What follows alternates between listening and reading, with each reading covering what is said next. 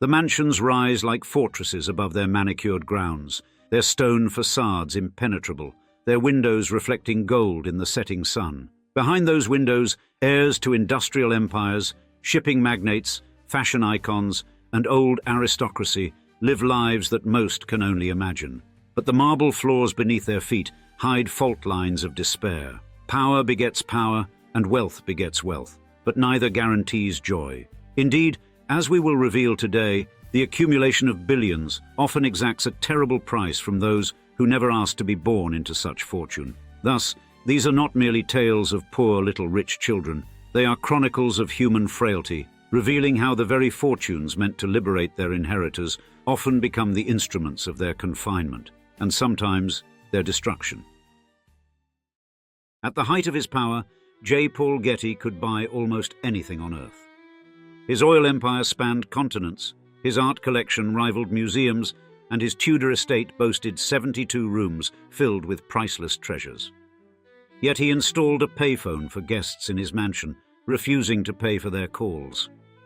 This paradox, astronomical wealth paired with pathological frugality, would define not just Getty's life, but the tragic dynasty he created. While he meticulously accumulated the largest private fortune in history, his family unraveled. Sons succumbed to substance abuse and despair, a grandson lost his ear to kidnappers, and the Getty name became synonymous with gilded misery. Thus, in today's episode, we'll take you through the full story of how the world's wealthiest man built an empire that made him a king, but left him dying alone in a castle full of treasures he could never truly enjoy, as we recount the Getty family curse, how America's oil fortune became Hollywood tragedy. In 1957, J. Paul Getty opened Fortune magazine to find himself crowned the richest man in America. The irony wasn't lost on him. He read this news from his Tudor estate in England, where he'd chosen to live as a virtual exile from the country that had made him wealthy. The massive estate, Sutton Place, built in the 1530s, stood as a testament to both his wealth and his increasing isolation from American society. Getty had built his fortune through a combination of ruthless business acumen and extraordinary timing. During the Depression, when others were selling, he was buying, snapping up oil companies at bargain prices. His father had laid the foundation in the Oklahoma oil fields, but Paul transformed that modest success into an empire that spanned continents. Unlike his contemporaries who inherited vast fortunes, Getty started in the oil fields, learning the business from the ground up. His father, George Getty, had initially resisted Paul's vision for expansion, preferring to keep their operation modest and manageable. But Paul saw something bigger, a future where oil would power not just automobiles, but the entire modern world. Getty's first major triumph came in 1916, when he struck oil in Oklahoma's Tulsa County, turning a $500 investment into his first million at age 24. This early success shaped his business philosophy, careful investment combined with bold action when opportunity arose. He meticulously studied geological reports and industry trends, building his expertise in the oil business from the ground up. His personal life, however, proved more challenging than his business ventures. Married and divorced 5 times, father to 5 sons by 4 different women, Getty increasingly focused on his business dealings and art collecting. His first marriage to Jeanette Demont lasted from 1923 to 1926, setting a pattern of personal relationships that would be repeated throughout his life. The contrast between his business success and personal struggles became increasingly apparent as his wealth grew. While Getty Oil expanded across the globe, securing lucrative rights in Saudi Arabia that would multiply his fortune many times over, his family relationships became increasingly complex. He maintained contact with his children primarily through letters and phone calls from his English estate. From Sutton Place, Getty managed his empire with careful attention to costs that sometimes bordered on frugality. The famous payphone he installed for guests became a symbol of his complex relationship with wealth, a billionaire who believed strongly in watching every dollar. Yet this same man built one of the world's greatest private art collections, though always with an eye for value and investment potential. His art collection represented more than just an assemblage of beautiful objects. It was a legacy he hoped would endure. Each carefully chosen piece reflected both his taste and his business acumen, as he often managed to acquire masterpieces at surprisingly reasonable prices through clever negotiation and timing. But as the 1960s dawned, Getty's empire stood at its apex. His wealth had grown to unprecedented levels, making him the richest private citizen in the world. None could have predicted the dark shadow that would soon engulf his family, turning their vast wealth into a curse that would echo through generations. The price of creating such an empire would be paid not by its architect, but by those who inherited its burden. The story of the Getty sons unfolded against the backdrop of America's post-war boom, when their father's wealth had reached heights that seemed almost mythological. But money, as each would discover, offered no protection against personal demons, and sometimes seemed to attract them instead. George F. Getty II, the eldest son, bore the heaviest expectations. Born in 1924 to J. Paul Getty's first wife, Jeanette Demont, George entered a world already shaped by the weight of the Getty name. Intelligent and hard-working, he served in World War II before joining Getty Oil. Unlike his father's other sons, George embraced the oil business, displaying an aptitude that suggested he might one day take over the empire. The relationship between father and son was complex. J. Paul Getty respected George's business acumen, but maintained the same exacting standards he applied to everyone in his organization.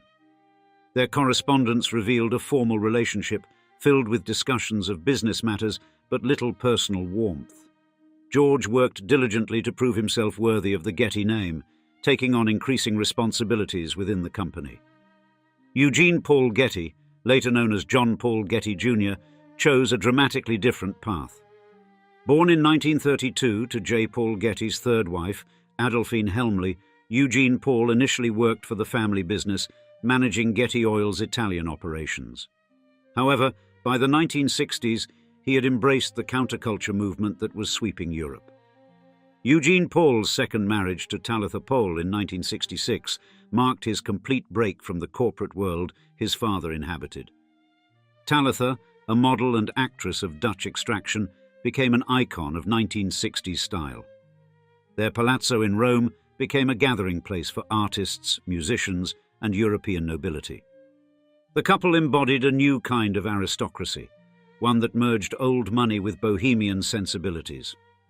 J. Ronald Getty, born in Berlin on the 19th of December 1929, to J. Paul Getty and his fifth wife, Anne Rourke, maintained a lower profile than his brothers.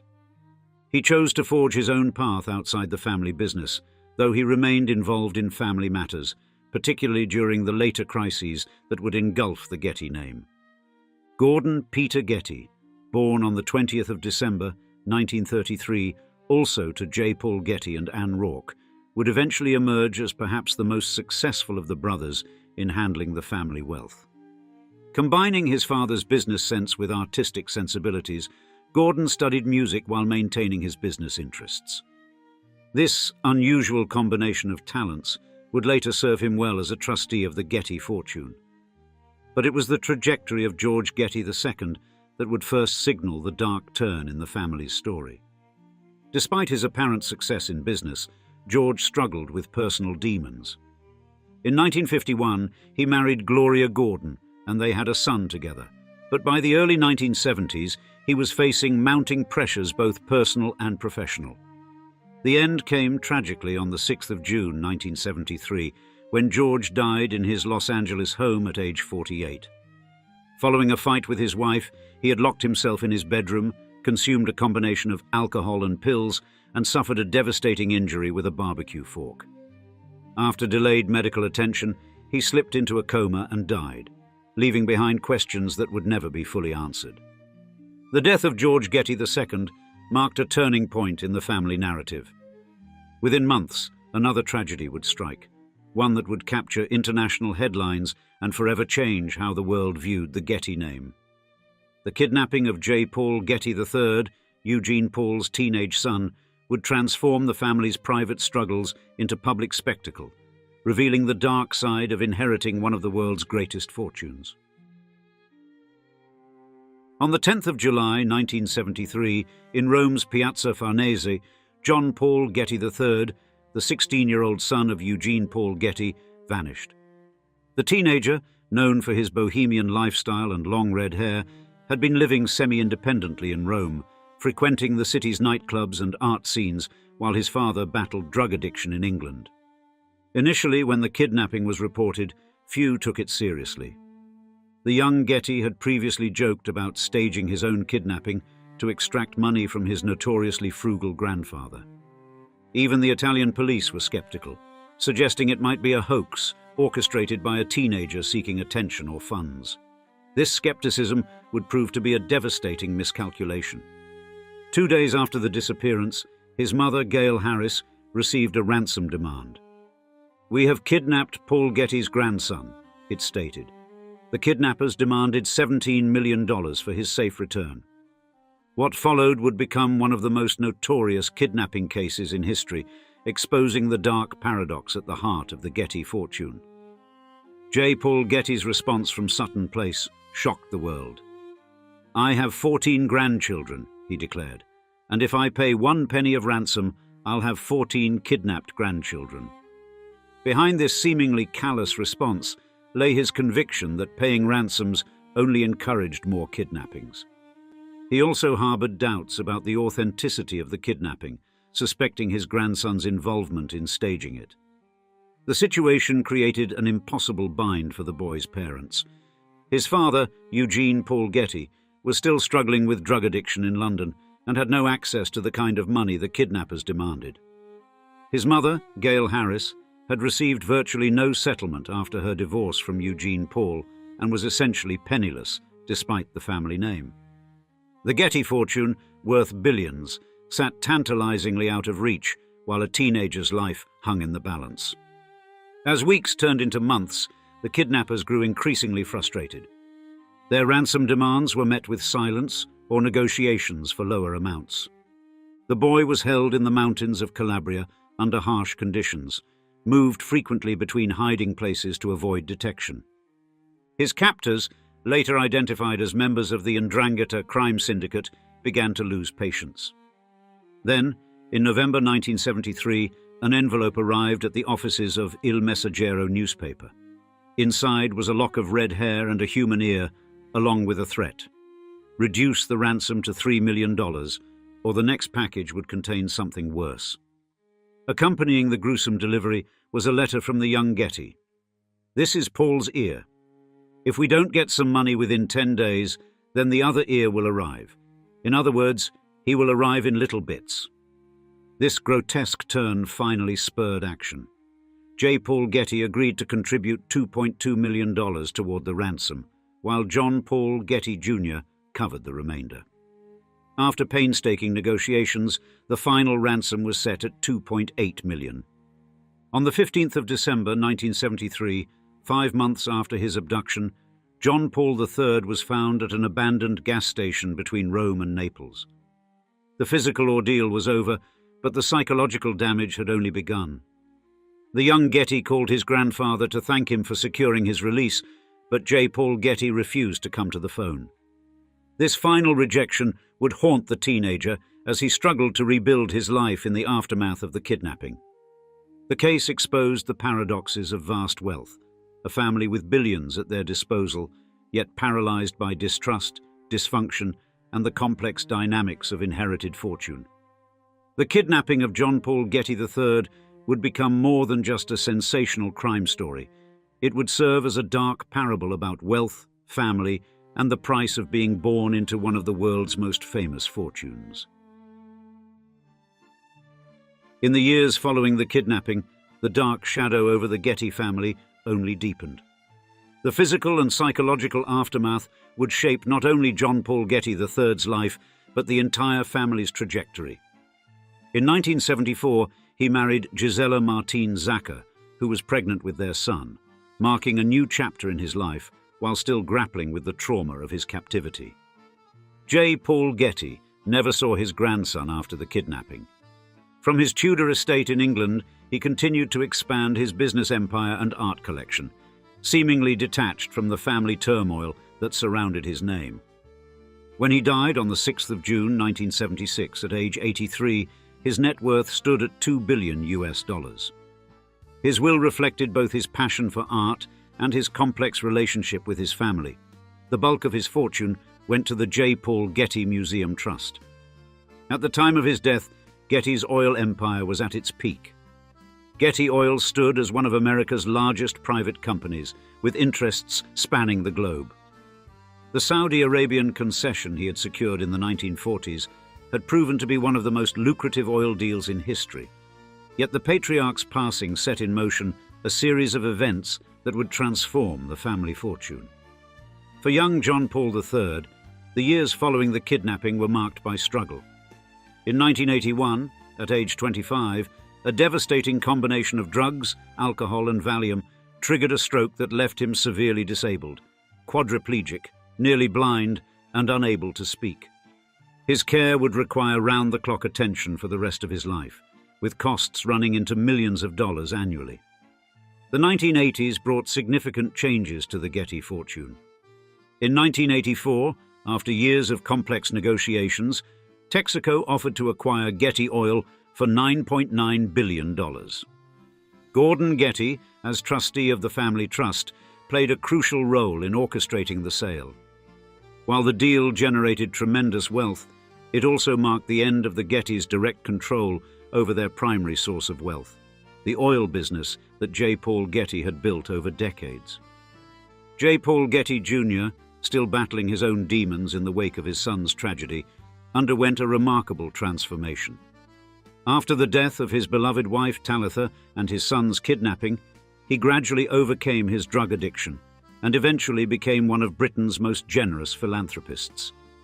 In recognition of his charitable works, he was knighted by Queen Elizabeth II, becoming Sir Paul Getty. The Getty Trust, meanwhile, grew to become one of the world's wealthiest art institutions. The family's legacy would increasingly be defined not by oil, but by art and philanthropy, as the institutions J. Paul Getty founded continued to expand and evolve. But wealth continued to extract its price from the family. Gordon Getty, who had seemed to navigate the family dynamics most successfully, faced his own public scandal in 1999 when it was revealed he had maintained a secret second family in Los Angeles for many years.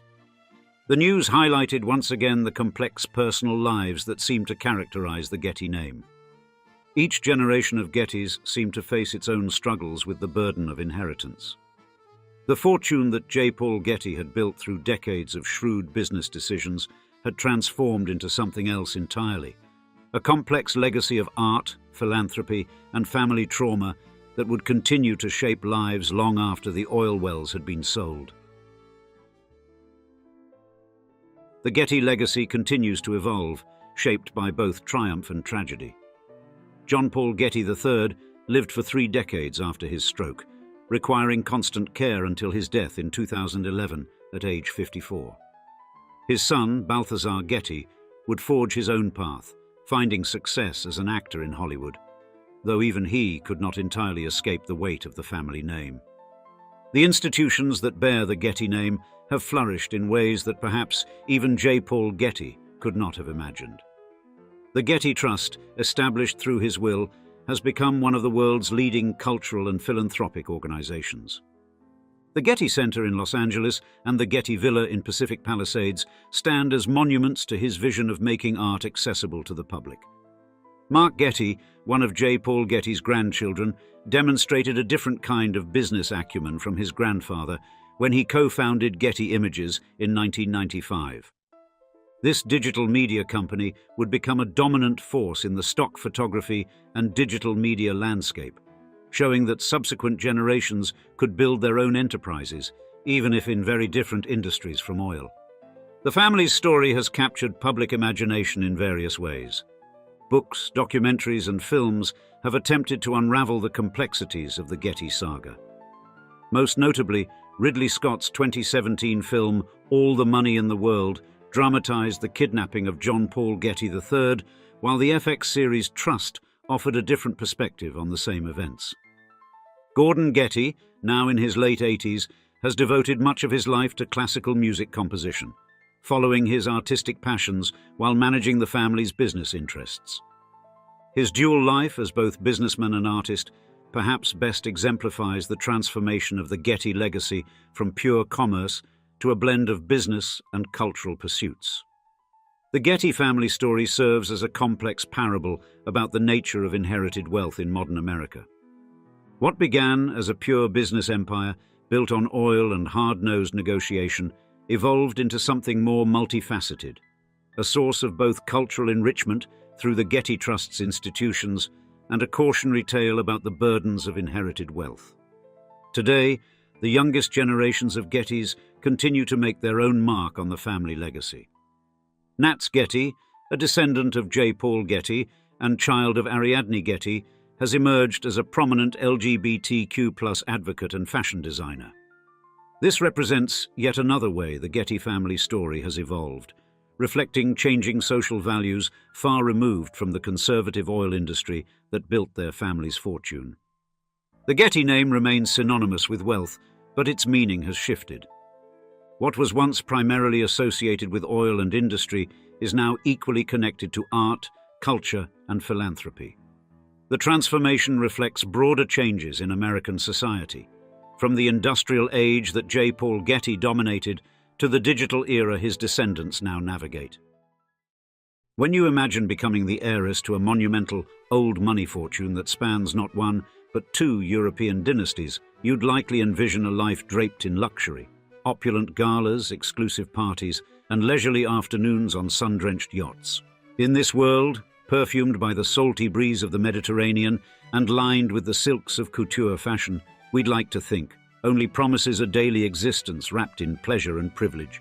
Yet, for Athena Onassis, a descendant of the storied Onassis and Niarchos Greek shipping dynasties, this fantasy was far from reality. Born into wealth that most can only dream of, Athena's life was quickly overshadowed by familial discord and tragedy. For instance, her mother, Christina, led a life marked by emotional turmoil and untimely passing, leaving young Athena with a legacy tinged with sorrow rather than just splendor. Then, inheritance disputes soon followed, entangling Athena's billion-dollar birthright in legal battles and public scrutiny. Worse still, her marriage, which should have been a fairy tale continuation of her storied lineage, crumbled under the weight of betrayal when her husband was reportedly unfaithful. In today's episode, we'll unveil the secrets of this iconic old money heiress, from her 18th birthday celebration that reportedly racked in at least $1 billion to the enigmatic troubles of one of the 21st century's most private heiresses, as we describe. Athena Onassis, the billionaire heiress who can't escape drama. Welcome to the world of Athena Onassis, where money doesn't just talk, it launches 1,000 ships. And Athena, the last in line of the legendary Aristotle Onassis fortune, stands uniquely at the confluence of not one, but two of the grandest shipping empires Greece has ever seen. Imagine, if you will, the colossal weight of inheritance from the Onassis and the Niarchos families, two names that could comfortably fund their own small countries, and often come close in the form of owning lavish Greek islands. Now, Athena's maternal lineage is a stroll down millionaire's lane, directly leading to Aristotle Onassis, the titan of shipping, who not only collected ships and cash, but also managed to woo Jacqueline Kennedy into a high-profile marriage. And when Aristotle's curtain fell in 1975, he left behind a cool $500 million, chump change by today's billionaire-heavy standards perhaps, but a whopping $2.3 billion when adjusted for inflation. His daughter Christina, Athena's mother, initially held the reins to this fortune until her own untimely demise in 1988, at which point young Athena, a mere tot, became the heiress to what might just be the mother of all piggy banks. But wait, there's more. Athena is not just an Onassis. Through her grandmother, Tina Livanos, she's tied to another behemoth of the seas, Stavros Niarchos, a man whose rivalry with Aristotle was the stuff of Greek legend, with enough plot twists to make a soap opera blush. And Niarchos, who built supertankers as if they were Lego sets, left behind a treasure trove worth $12 billion, ensuring the family gatherings were probably more about asset management than passing the salt. Now, the spoils of this family feud are, in part, real estate galore, mansions in Paris, Geneva, and a little seaside retreat on Ibiza, just for the summer, mind you. And then there was Skorpios, a Greek island so idyllic that Aristotle and Jackie O treated it as their personal Eden. At least, that is until 2013, when Athena handed over the keys to Skorpios to Russian billionaire Ekaterina Rybolovleva for what we assume was a minor trifle of $150 million. And because no billionaire's tale is quite complete without mentioning troves of twinkling baubles, Athena's story includes a dazzling array of jewels and a smattering of high art. Rodins here, Impressionists there, the sort of collection that would make even the most seasoned auctioneer weak at the knees. Despite this gold-plated, jewel-encrusted, island-hopping heritage, Athena Onassis tries to keep it low-key, shying away from the glare of the public eye. And yet, all that glitters is not gold in Greece, and Athena Onassis's lineage is chock full of high seas drama, heart-wrenching tragedy, and much more. In the next chapter, we'll roll back the clock and explain how this 21st century heiress has one of the most fascinating backstories we've ever featured on this channel. In the 21st century, Athena Onassis stands at a perilous crossroads, the last of her name, the final heir to the intertwined legacies of two of Greece's most powerful dynasties. Thus, her story is not just hers alone, but a shadowy reflection of two giants, Aristotle Onassis, her grandfather, and Stavros Niarchos, the man who both rivaled and mirrored him in ways that went far beyond mere business. First, Aristotle Onassis, the man who emerged from the ashes of Smyrna, was a force of nature. His journey from a modest start in the bustling ports of what is now Izmir to ruling one of the most formidable shipping empires was nothing short of legendary. And Onassis was more than a businessman. He was a master strategist, a man whose every move was calculated to propel him higher, farther. You see, his marriage to Athena Livanos, the daughter of another shipping magnate, was no simple union of love. It was a strategic alliance, a move that solidified his power within the Greek shipping elite. On the other side was Stavros Niarchos, born into an affluent Athenian family whose eyes were set on the future of global trade. Niarchos was no less ambitious than Onassis, and he too understood the power of strategic marriages. His vision, however, lay in the vast potential of oil transportation, leading him to build a fleet of supertankers that could rival the empire Onassis had painstakingly constructed. Therefore, Niarchos too tied his fate to the Livanos family, marrying Eugenia Livanos, sister to Onassis's wife, and in doing so, he stepped into a rivalry that would become legendary. But the marriages of these two men to the Livanos sisters were not mere social contracts. They were declarations of war, battles fought not with weapons, but with wealth, influence, and legacy. Onassis, never one to shy away from the public eye, cemented his place on the world stage with his marriage to Jacqueline Kennedy, the widow of a fallen American president. This union was a masterstroke, linking him to the world's most powerful political dynasty, a move that resonated across oceans and continents. Yet, their battle was not confined to the seas or the sprawling empires they built. The heirs to these legacies have been shaped in the crucible of this rivalry. Athena Onassis, the last of her line, has chosen a path of discretion, distancing herself from the world her ancestors dominated. Her Niarchos cousins, however, have embraced the public eye, continuing their family's tradition of philanthropy and influence through the Stavros Niarchos Foundation. And yet it was the many would say wild upbringing of Athena's mother, Christina Onassis, that would have the biggest effect on the young heiress's life. Christina Onassis, Athena's mother, entered the world on the 11th of December 1950 in New York City as a child born into the heights of wealth and influence. At the time, her father, Aristotle Onassis, was among the richest men alive, and her mother, Athena Livanos, was the daughter of another aforementioned shipping titan. Thus, Christina's life began in a swirl of luxury, with homes scattered across Paris, Greece, and England. Yet, beneath the surface of this glittering existence, shadows loomed. You see, her parents' marriage, troubled by her father's notorious affair with the opera singer Maria Callas, unraveled when Christina was just 10 years old. And this scandal, played out under the harsh light of public scrutiny, left Christina feeling humiliated. Then, the 1960s were marked by a difficult relationship between Christina and her father. Aristotle Onassis, a man known for his overbearing nature, had high expectations for his daughter, and he intended for her to take over the family empire one day. Yet, while Christina admired her father, their bond was often strained. The tension between them only deepened when Aristotle married Jacqueline Kennedy in 1968.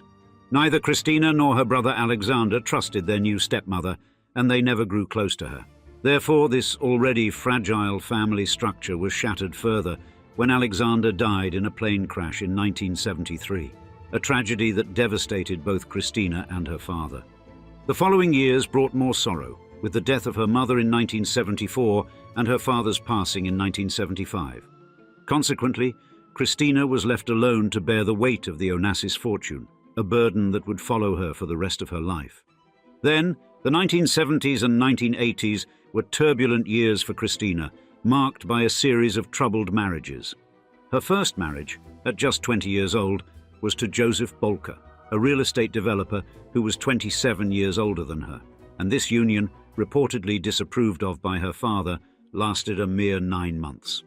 After her father's death, Christina married Alexander Andreadis, a Greek shipping heir, but this marriage also ended in divorce after just over a year. Her third marriage, to Sergei Kauzov, a Russian shipping agent, fared no better, lasting from 1978 to 1979. But it was in 1984 that Christina entered into her fourth and final marriage with Thierry Roussel, a French businessman and the future father of Athena. Now, Thierry Roussel, born on the 16th of February 1953 in Neuilly-sur-Seine, France, came from a prominent family involved in the pharmaceutical industry.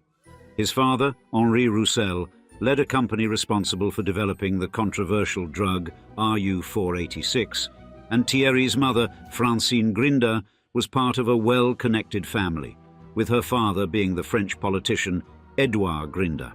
Thierry had two sisters, Patricia and Christine, with the latter becoming a duchess, in fact, and he completed his high school education in 1972 and studied economics at Panthéon-Assas University. Now, Athena's parents, Thierry and Christina, first crossed paths as teenagers, but their lives took different directions before reconnecting in the early 1980s. And despite Thierry's relationship with the Swedish model Marianne Gaby Landage, Christina eventually won him over, and they married in 1984. This marriage, however, was troubled from the start. Christina seemed deeply infatuated with Thierry, but his ongoing affair with Landage and his disinterest in a genuine marital relationship cast a long shadow over their union. Their honeymoon in the Caribbean was the beginning of a rocky marriage.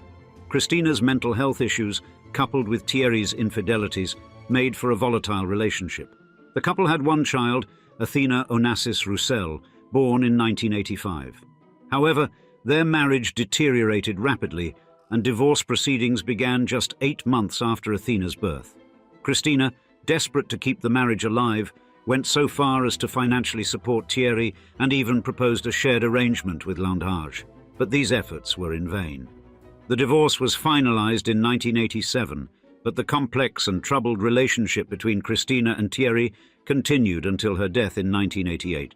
It was within this tragic set of circumstances, despite being raised into immense wealth, that one Athena Onassis would grow up. Athena Onassis was born on the 29th of January 1985 in the American Hospital of Paris, located in Neuilly-sur-Seine, France. And from the moment she took her first breath, she was the living continuation of a legacy steeped in wealth and power, as she was the only heir of Aristotle Onassis. Yet Athena's early years were shadowed by misfortune and complications that would shape her life in ways few could imagine. As mentioned previously, her parents' marriage was filled with problems, yet Athena, oblivious to the adult chaos surrounding her, was baptized on Scorpios, the island that symbolized her family's immense fortune and influence. Then, at the tender age of 3, Athena's life took a cruel turn. Her mother, Christina Onassis, passed away suddenly in November 1988, the victim of pulmonary edema. This tragic event left Athena as the last direct link to the Onassis fortune, an inheritance that would later place her among the wealthiest young women in the world. With Christina gone, the responsibility of raising Athena fell to her father, Thierry Roussel, who had by then committed himself to Gaby Landhage, the woman who had once been his mistress and was now his wife. As she grew, Athena's existence was a peculiar mix of unimaginable wealth and efforts at a normal childhood. The family settled in Lucy-sur-Morge, Switzerland, where she attended school, mingling with other children who had no idea of the empire that awaited her. But Roussel, perhaps in an effort to shield her from the corrupting influence of too much money too soon, ensured that Athena received no more pocket money than her half-siblings. Indeed, it was a curious upbringing for a girl who one day would control a fortune that spanned continents. Her education was carefully curated, leading her to a preparatory course in Brussels, Belgium, and it was here that she faced the challenge of the baccalaureate exam, which she successfully passed in the summer of 2003. But Brussels offered more than just academic pursuits. It was in this city that Athena discovered a passion that would become central to her life: equestrian sports. Horses, with their grace and power, captivated her, providing a rare avenue for expression and escape from the pressures of her inheritance. Yet, through these formative years, the Onassis fortune, so vast and intricate, was not hers to control. You see, Christina Onassis always held a certain distrust towards Thierry Roussel, the man her daughter would one day call father. In fact, she saw him as a potential threat, a man whose ambitions could easily veer off course. And to guard against any unwanted surprises, she had the family wealth placed under the watchful eyes of a board of administrators, a group she handpicked herself. The chosen trustees were Stelio Papadimitriou, Paul Ioannidis, Apostolos Zabellas, and Theodore Gabrielides, men who understood the seriousness of their duty. As young Athena grew up, every penny spent in her name required the board's nod of approval. Certainly, it was a system that grated on Father Roussel's nerves, so much so that he once threatened to pack his bags and head back to France, where the estate's tax obligations would have been far steeper. And though she was only 13, Athena already felt a deep resentment towards anything related to her Greek heritage. In one of her rare interviews, she confessed to an Italian magazine that she believed the Onassis name was the root of all her troubles.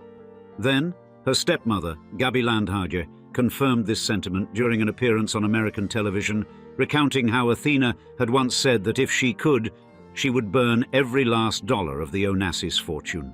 Yet on her 18th birthday, Athena assumed control of her portion of her mother, Christina Onassis's estate, estimated to be worth between $700 million and $1 billion, instantly making her one of the wealthiest individuals in the world.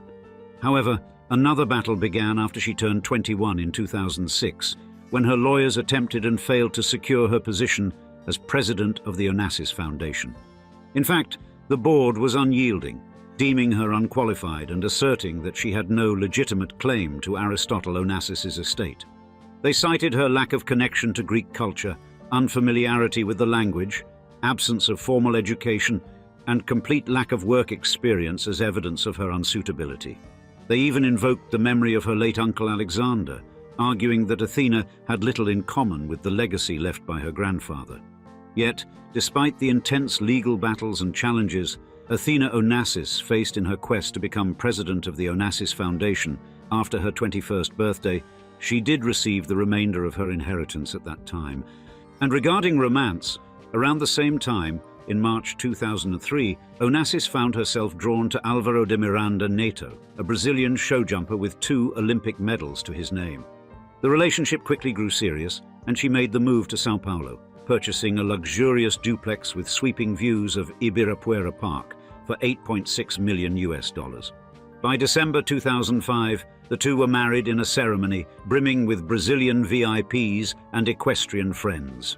Yet, absent were her father and stepmother. The couple, suspiciously uninterested in extravagant gifts, encouraged their guests to make charitable donations instead. But the marriage didn't last.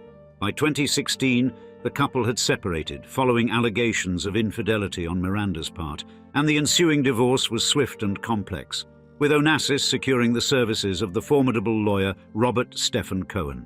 Legal battles spilled into the courts of Antwerp, Belgium, where Onassis had been living. Miranda contested the prenuptial agreement and demanded alimony, while disputes over the ownership of their horses added further complications. The divorce was finally settled in November 2017, and Onassis returned to Greece to start anew.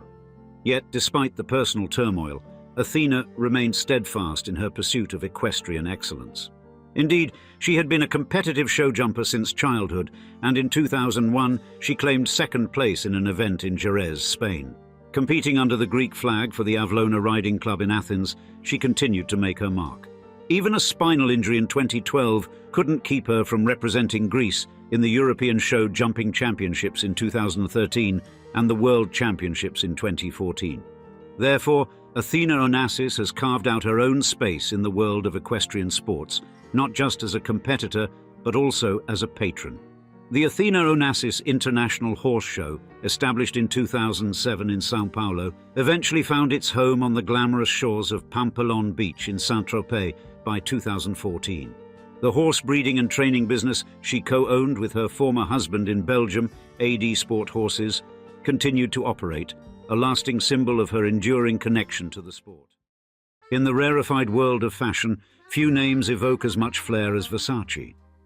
Indeed, this brand, so representative of hedonistic luxury, unapologetic glamour, and audacious creativity, has secured an enduring place on the global stage.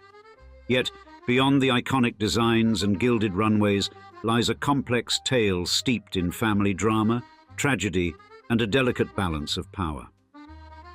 At the heart of this saga is Allegra Versace, an heiress to an inheritance of over $800 million who was thrust into a world of immense wealth and legacy, yet burdened by a deep reluctance to fully embrace her runway-filled destiny. Thus, in today's episode, we'll explore how after Allegra inherited a staggering 9-figure fortune at just 18 years old, her life has been defined not by the wealth and status that surrounded her, but a complex struggle with her mother and beyond, as we describe, when $800 million can't save an heiress, the Allegra Versace story. Allegra Versace Beck came into the world dripping in designer labels and generational wealth. Indeed, with a last name that practically screams fashion royalty, Allegra's path was already paved in silk and gold before she could even walk in high heels. Specifically, as the daughter of Donatella Versace, fashion's grande dame, and American model Paul Beck, Allegra is the niece to the legendary Gianni Versace. And that's the kind of gene pool the rest of us can only dream about. Now, at just 11 years old, life handed Allegra an inheritance most of us wouldn't even know how to spend in several lifetimes, as her late uncle Gianni, in his will, ensured that a cool 50% of the Versace empire became hers. Thus, by 2023, her wealth had ballooned to an eye-watering $900 million. Now, you'd think with that kind of cash and such a storied name, she'd be front row at every couture show and sipping champagne with the A-listers. But no, Allegra prefers the quiet life, shunning the spotlight her last name so effortlessly attracts. Apparently, she's the rare billionaire who doesn't scream it from the rooftops, opting instead for a quieter, more reserved existence miles away from the red carpets and paparazzi frenzy. Then there's Mother Donatella, the queen of reinvention herself. After Gianni's murder, she didn't just keep the Versace brand alive, she turned it into a global juggernaut, and as of 2024, she's sitting on a $400 million fortune. But in Mama's case, every penny of that is earned. Indeed, she's been the creative force driving Versace to new heights while also serving as the group's vice president. That kind of empire building is not for the faint of heart, but then again, neither is her lifestyle. Take Villa Mondadori, Donatella's 15,000 square foot playground perched beside Lake Maggiore. Purchased for a neat $5.6 million, it's the kind of home you could get lost in for days. 20 bedrooms, 12 bathrooms, and enough space to throw the kind of lavish parties that have seen the likes of Walt Disney and Ernest Hemingway swanning around. Furthermore, its proximity to Lake Como, where Gianni once owned a villa, only adds another layer to the Versace family's deep-rooted connection to Italy, wealth, and style.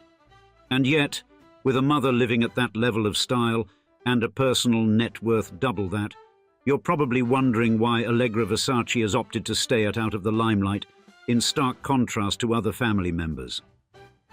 To get our answer, let's flip over to the next chapter and give you the broader, gold-gilded context. To fully grasp Allegra Versace's place within this unfolding story, we must explore the complex history of her uncle, Gianni Versace, the creative genius who reshaped the fashion world. Born on the 2nd of December 1946 in Reggio Calabria, Italy, Gianni was more than a designer. He was a creator of spectacle, a man who elevated fashion into an art form that embodied the excesses and glamour of an era. And his designs, daring and exuberant, adorned everyone from Hollywood superstars like Madonna and Princess Diana to European aristocracy, making the Versace label synonymous with luxury. But Gianni's rise in the fashion world began humbly, shaped by his early exposure to the craft through his mother, a dressmaker in their small town. This environment fostered Gianni's interest in fashion from a young age, as he spent much of his childhood surrounded by fabrics and the art of tailoring. Therefore, his mother played a significant role in shaping his understanding of the craft, instilling in him a deep appreciation for quality and detail that would later define his designs. Now, Gianni's sister, Donatella Versace, was born on the 2nd of May 1955 and shared a similar upbringing. Like Gianni, she was influenced by their mother's dressmaking business, and Donatella often described herself as the best-dressed little girl in the city, thanks to her brother's creations. Gianni would often make outfits for Donatella, and she became a key figure in his life, both personally and professionally. Thus, the bond between Gianni and Donatella was strong and dynamic. As children, Gianni would take Donatella out with him, even sneaking her to discos, much to their mother's dismay. This close relationship continued into adulthood, with Donatella becoming Gianni's muse and confidant. Therefore, when Gianni moved to Milan in 1972 to pursue his fashion career, Donatella frequently visited him, offering her insights and critiques as he established himself in the industry. Soon, Gianni's career took off in Milan, where his unique style quickly garnered attention, and by 1978 he launched his own brand, Versace, which became synonymous with luxury and bold design. There, his collections were known for their vibrant colors, daring prints, and innovative use of materials such as leather and metal, which challenged the conventional norms of fashion. Therefore, Versace's designs were not just clothing, they were artistic statements that celebrated individuality and self-expression. Soon, Donatella played a crucial role in the growth of the Versace brand. Initially working behind the scenes, she became more involved as Gianni's trusted advisor and muse, and her influence was instrumental in shaping the brand's image, particularly through her work on the Versace line in the 1980s. Indeed, Donatella's flair for drama and celebrity connections helped elevate Versace's fashion shows into grand spectacles that blended art, music, and high fashion. Consequently, Versace creations weren't merely clothing, they were statements, and their fashion shows turned into dazzling theatrical events, blending art, celebrity, and music into a spectacle that captivated the world. Thus, at the height of his powers, Gianni was a fashion monarch, ruling from his lavish homes, including the now iconic Casa Casuarina in Miami Beach. Yet, it was outside this very mansion that Gianni's life was tragically cut short on the 15th of July, 1997. His murder sent shockwaves across the globe, and the glamorous world Gianni had constructed suddenly collapsed into grief. But his death wasn't just the end of a life, but a devastating blow to the fashion empire he had built, leaving his family reeling and unsure of how to preserve the legacy that had made him a household name. Casa Casuarina, once a monument to Gianni's success, quickly became forever linked to the tragedy that robbed the world of one of its brightest creative forces. In the aftermath, Donatella Versace, Gianni's younger sister, was thrust into the spotlight as the new creative head of the brand, while also grappling with raising an 11-year-old daughter named Allegra.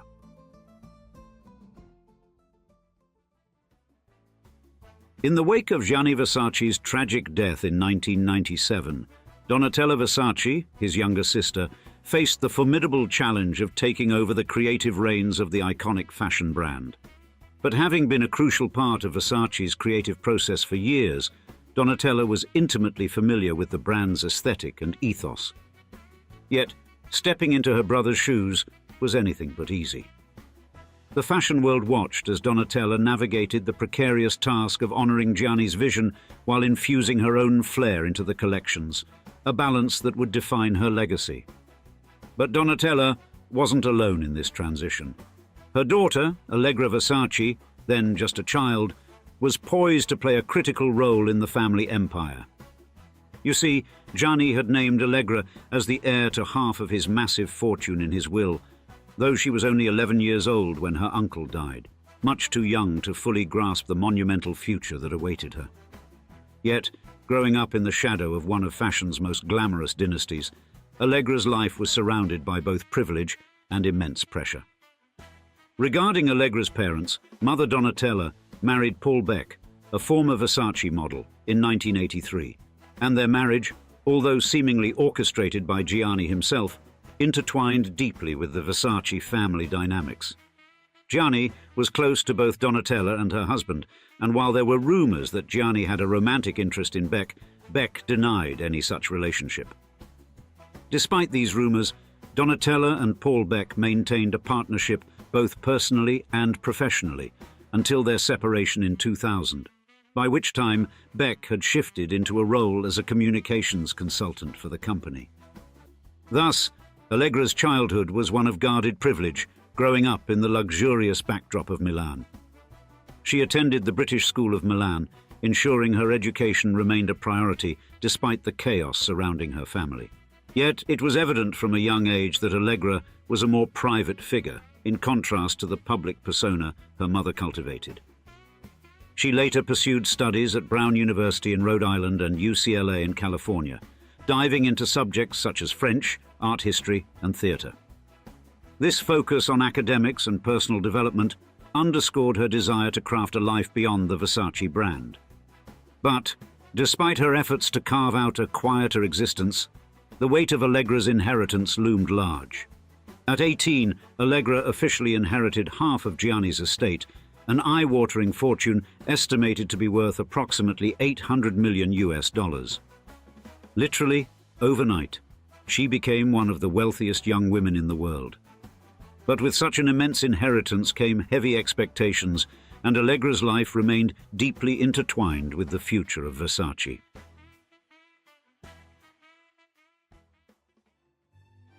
Now, despite this instant wealth and the significant role she was poised to play in the fashion world, Allegra chose a path far removed from the glitzy realm of fashion and celebrity that defined her family's legacy. Unlike her mother, Donatella Versace, who thrived in the limelight with her bold style and commanding presence, Allegra retreated into a quieter existence, focusing on her studies and maintaining a low profile. You see, Donatella, with her flamboyant persona, embraced the challenge of steering the Versace brand through the turbulent waters of a rapidly changing fashion industry. Under her stewardship, Versace not only survived but also reinvented itself, ensuring its place as a powerhouse in the fashion world. On the other side, the pressure of living up to a legacy as monumental as Gianni's took its toll on Allegra. As she grappled with the expectations placed upon her, she faced an internal conflict about whether she even wanted the role that came with her inheritance. This personal turmoil became publicly visible in the mid-2000s, when her battle with anorexia became widely known. Photographs of her frail figure sparked concern and speculation, and the media quickly turned her private pain into a very public ordeal. Furthermore, while Allegra Versace confronted her personal struggles, her mother, Donatella Versace, faced her own battles with substance abuse.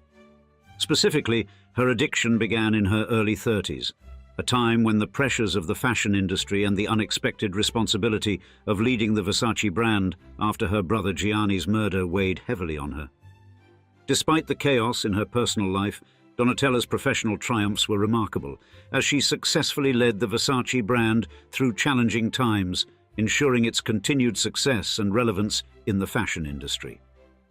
Then, the turning point came in 2004, when Donatella checked into a rehabilitation facility following an intervention by her friend, Sir Elton John.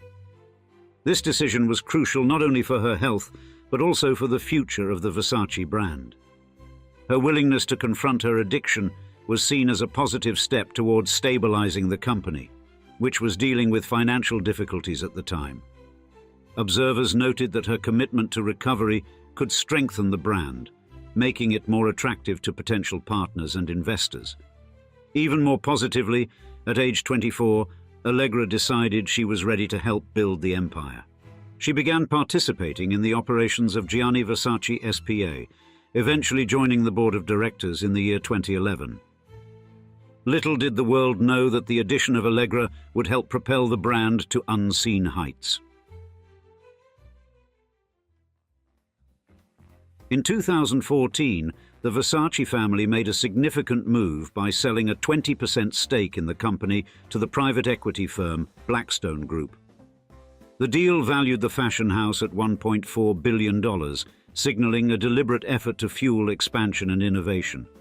But this decision was not solely about securing financial backing. It was a carefully crafted strategy to amplify Versace's global influence. And the infusion of capital was intended to finance the opening of flagship stores in major cities across the globe and regain control over the brand's licensed products, which had grown to encompass a large segment of the business. This pivotal move allowed Versace to streamline its operations and strengthen its grip on its identity as a leading luxury brand. Despite the sale, Allegra and Donatella Versace held onto their stakes in the company, demonstrating their enduring dedication to maintaining control over the brand that had been a symbol of their family's legacy. And the results of the Blackstone partnership were striking. The brand saw a marked increase in its presence, establishing new flagship stores in key fashion capitals, such as New York, Paris, and Shanghai. These openings not only expanded Versace's footprint, but also solidified its position in the luxury sector, placing it in the heart of thriving fashion markets. Then in 2018, another transformative chapter unfolded for Versace when Michael Kors Holdings, which later rebranded as Capri Holdings, acquired the company for approximately $2.2 billion. This acquisition marked a historic turning point, offering Versace the opportunity to scale new heights under the management of a larger conglomerate. The decision to sell a majority stake in the company was thus meticulously weighed, as the family sought to balance the need for growth with the preservation of the Versace legacy. Importantly, Allegra, Donatella, and their family retained a substantial stake in Capri Holdings, ensuring they continued to have a significant influence over the brand's future. Therefore, this arrangement allowed them to remain at the helm of Versace's creative and strategic decisions, guiding its evolution while remaining faithful to its roots. Therefore, Allegra Versace's life, along with that of her mother, reflects the tension between immense wealth and personal challenges as she navigated the pressures of a legendary family name on her own terms. Her story isn't just about fashion or fortune, it's about finding balance in a world that never stops watching. Imagine your life at the very pinnacle of power and prestige in the lovingly innovative and forward-thinking culture of South Korea. Of course, we're not talking about strutting your dance moves as a member of legendary boy band BTS, or being an award-winning star in media properties like Squid Game or Best Picture winner Parasite, although those would be nice. We're talking about a life as South Korean old money, where you wake up and check your Samsung phone before heading downstairs to do your laundry in your Samsung washing machine. You turn on your Samsung TV to watch the news hosted in a skyscraper built by Samsung. You live and breathe in a world dominated by this brand. And, with the way this company's grown over the last half-century, even when you die, you'll be buried in a Samsung coffin. Better yet, We want you to imagine that you're the heir of this iconic global behemoth. The last place you'd want to, and expect to, end up is in a jail cell. And yet, that's exactly what happened along the way to the Lee family of South Korea's $370 billion empire. In today's episode, we'll share with you the full saga of the founding family of Samsung, from rags to riches, to jail to more riches, as we describe. The Lee family, the $370 billion family that owns South Korea. Lee Jae-yong, the suave executive chairman of Samsung, or chaebol for those in the know, isn't just a business tycoon. He's a walking, talking emblem of Asian affluence. With a net worth bobbing around the $9 to $11 billion mark, Lee's not just rich. He's look up and see my bank balance in the stars rich. And his golden goose is, of course, a cozy 2% stake in Samsung as of January 2024. Not too shabby for a day's work. Now, looking to the luxurious life of this billionaire, Lee's not one to overtly flaunt his assets, but let's just say his entry into any room is nothing short of a red carpet affair. Private jets, limos with windows so tinted you'd think they lead to another universe, and suits so sharp they could probably cut glass. That's just a Tuesday for him. And when he's not making business moves, you'll find him perfecting his golf swing or trotting around equestrian stables. Because why not? Naturally, we can't forget his real estate game, which is as strong as the camera quality on the latest phones he makes billions from every day. In 2014, he casually dropped a cool $45 million on a Madison Avenue pad in New York. Add to that properties in London and Seoul, and you've got yourself a global monopoly board. But wait, there's his sister, Lee Boo-jin, sitting pretty with a net worth of $3.7 billion as well. Indeed, she's not just one of the country's richest women, she's a diamond-encrusted powerhouse in her own right. Her rise to riches was punctuated by a journey through the Samsung empire, climbing the ladder all the way to the top at Hotel Schiller, and her lifestyle is equal to Lee Jae-yong's luxury level, but then add a sprinkle of extra extravagance. She's seldom seen without a Bulgari watch that's worth more than most people's homes, and her art collection is diversified as the electronics division in her family's very own multi-billion-dollar empire. Therefore, from the outside, the Samsung family is the very definition of luxury, wealth and influence, and it's like they've got a VIP pass to life itself. But how did this empire sprout from the ground? To understand the roots of this opulent family tree, we need to time travel back to the dawn of the Common Era, where a legendary story of astronomical wealth begins. In the intricate landscape of South Korean history, the Lee family name, or Yi in its original form, emerges as a significant pillar. Tracing its origins to the Gyeongju clan, which was established at the dawn of the Common Era, the clan system in South Korea presents a fascinating study.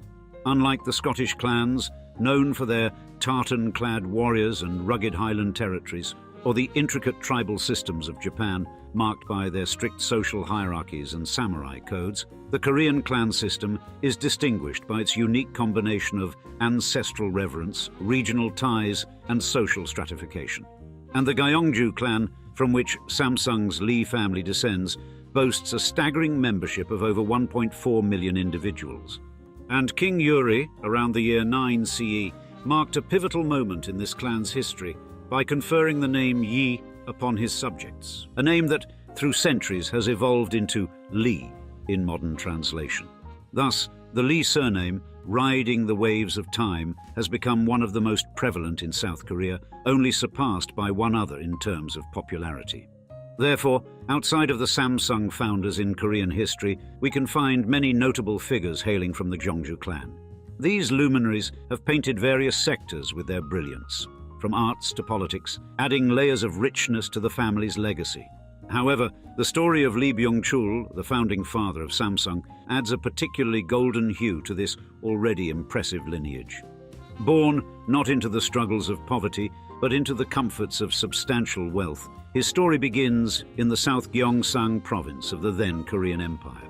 Indeed, we can picture the South Gyeongsang province at the turn of the century, a period marked by the ebb and flow of traditional Korean culture and the impending tides of modernization.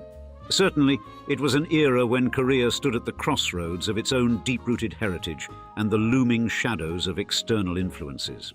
In this historical juncture, in February 1910, Byung-chul entered the world as the youngest of 4 siblings, destined to leave an indelible mark on the business world.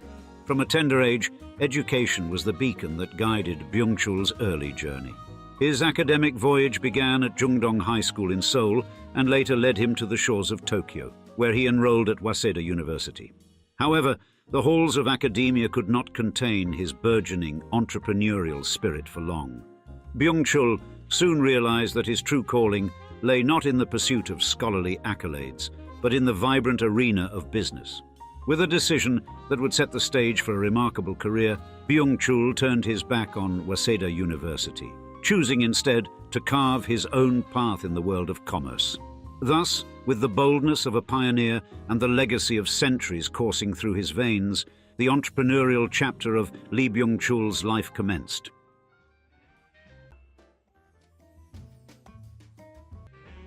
In 1938, a pivotal year in South Korea's commercial saga, Lee Byung-chul embarked on a venture that would redefine the business landscape of the nation. Founding the Samsung Trading Company in Busan on the 1st of March, he ventured into a domain that was both challenging and promising. Now, the 30s and 40s in South Korea were periods rife with economic transformations. The country, still grappling with the vestiges of Japanese occupation and the stirrings of modern industry, presented a fertile ground for businesses that could bridge the gap between traditional commerce and the emerging demands of a modernizing society.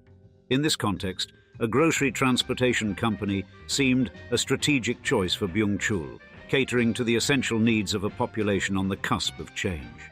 Now, with an initial investment of 30,000 won, roughly equivalent to $25, Byung-chul demonstrated his business acumen in an era when such a sum represented a significant financial commitment.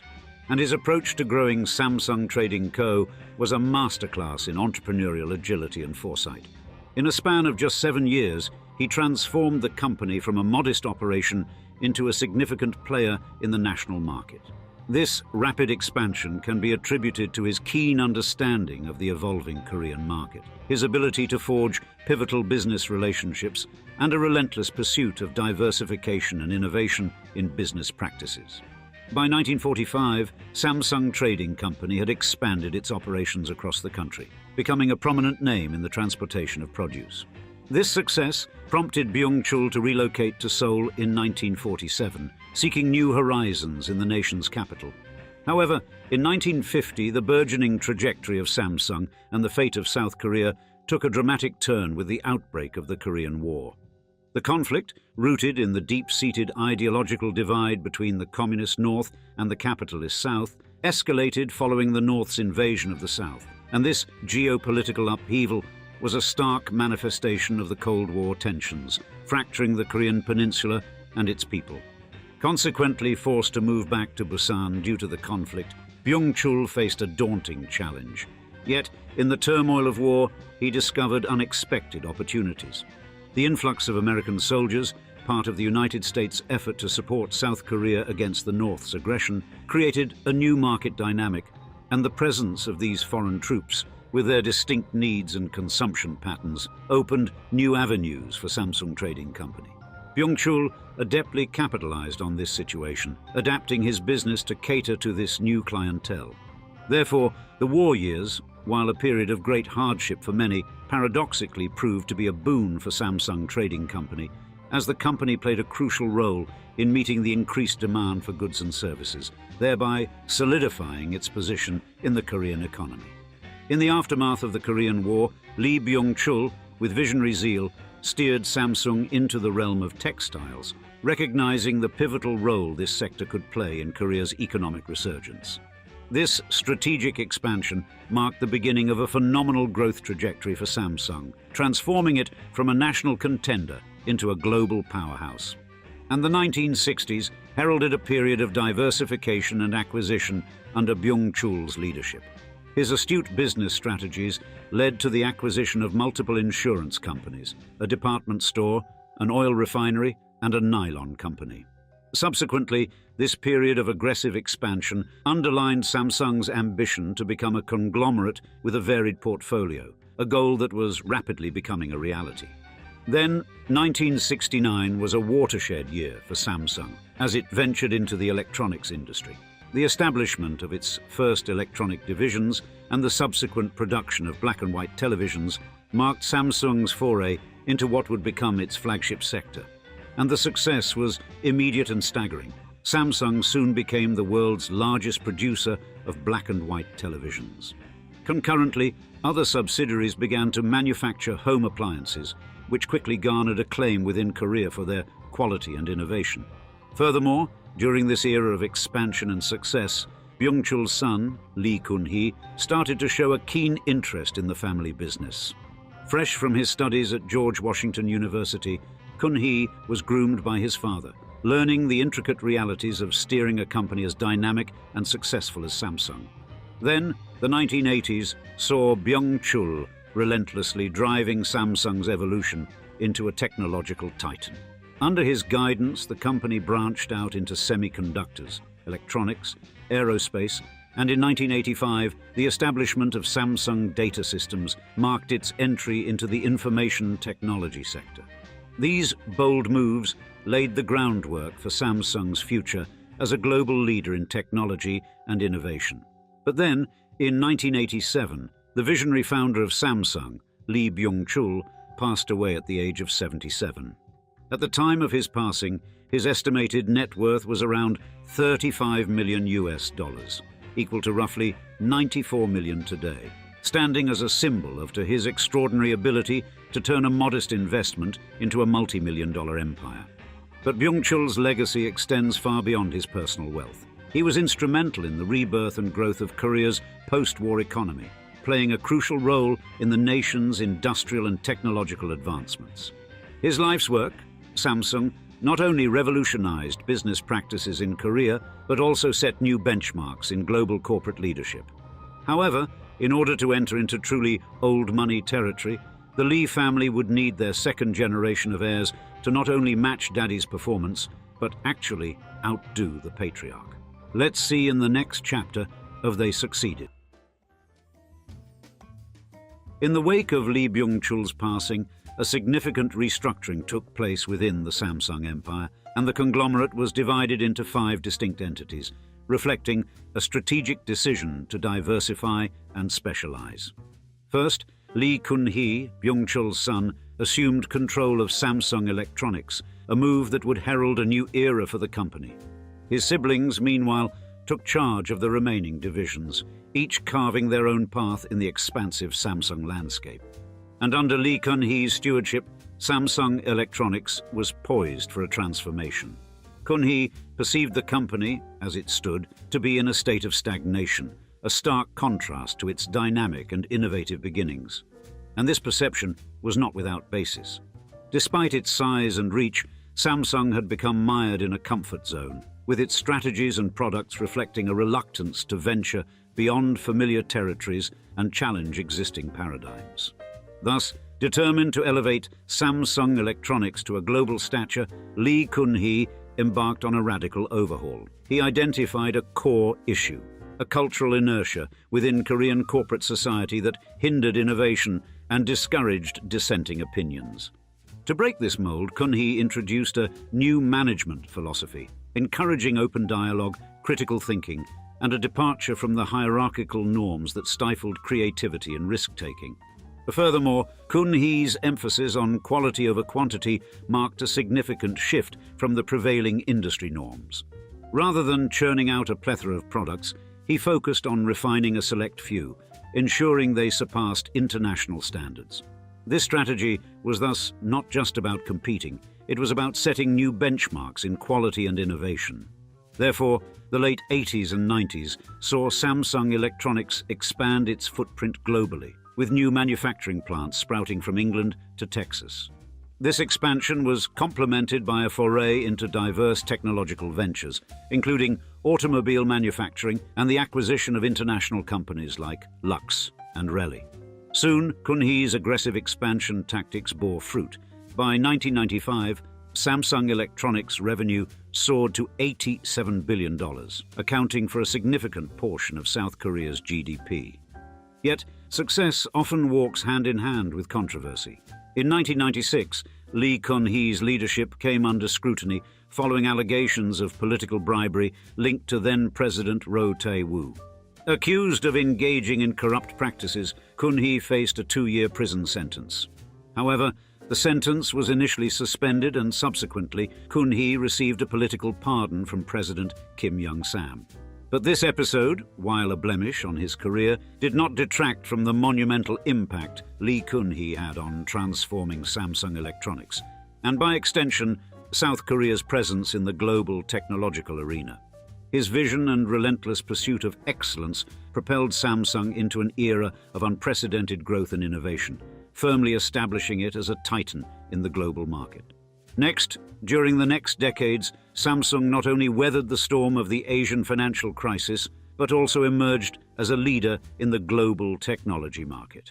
The crisis, which swept through Asia from July 1997 to December 1998, tested the mettle of many Asian conglomerates. Samsung, under Kun-hee's guidance, navigated these turbulent times with strategic foresight, strengthening its position in the global economy. And a key milestone in Samsung's journey was the launch of the first Galaxy smartphone in the early 2000s. This product swiftly gained acclaim worldwide, catapulting Samsung into a major player in the smartphone market.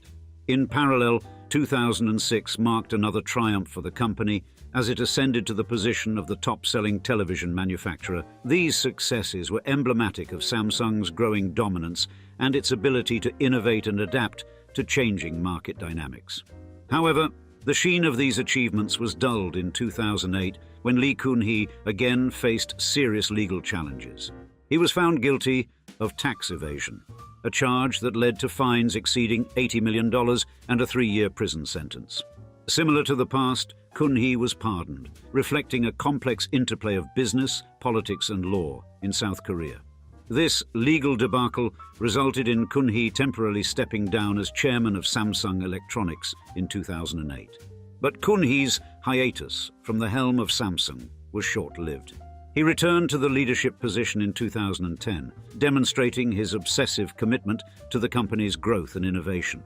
Under his renewed leadership, Samsung continued to expand its technological footprint, delving into new products such as tablets and smartwatches.